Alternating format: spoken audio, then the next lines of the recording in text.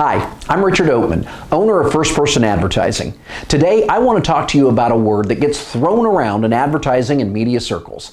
Some look at it as a positive, some look at it as quite a negative. I'm somewhere in between.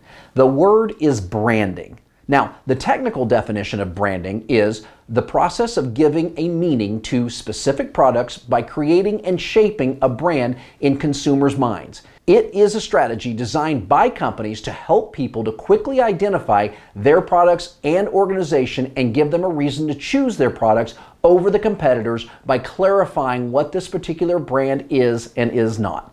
So who wouldn't want to do that, right? Who wouldn't want to associate their product and service with a positive thought or image in the consumer's head?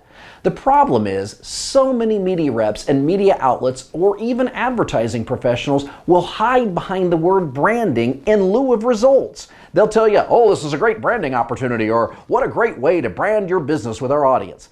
But that doesn't make the phone ring. Now, you may be saying, but Richard, if I brand my business enough, the results will come. Look what it did for McDonald's, Nike, or Apple. Those companies are able to create sales by making their brands some of the most recognizable in the world. You see Apple's logo on a TV spot and you know immediately what their products look like, act like, and feel like. It's really quite amazing. However, I'm going to go out on a limb here and guess you don't have the kind of money it takes to brand your business with enough branding messages, as opposed to selling messages, so that you can start to see a return on investment.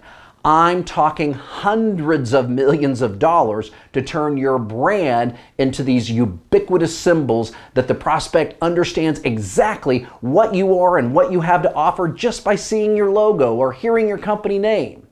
So this is where the word branding goes bad. Too many media professionals and business owners try to achieve sales through branding, meaning they spend their resources trying to become well known and forget to sell their product. Unless you have a lot of money and patience, it's a fool's errand. Funny thing is, most business owners I've spoken to have pretty much caught on to this. It's a lot of media professionals who, well, haven't yet.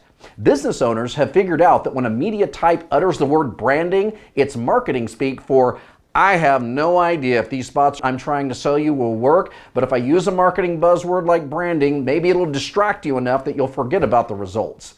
Where I think a local business can brand themselves is through sales. Not sales through branding, but branding through sales. In other words, advertising your business as consistently and heavily as your margins will allow and making each and every one of those messages a selling message, explaining the features and benefits of your product and inviting prospects to do business with you.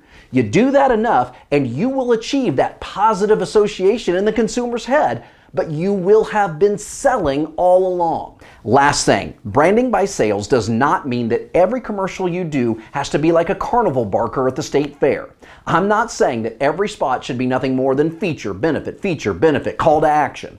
I've heard churches advertise by telling inspirational stories, and doctors' offices do patient testimonial campaigns.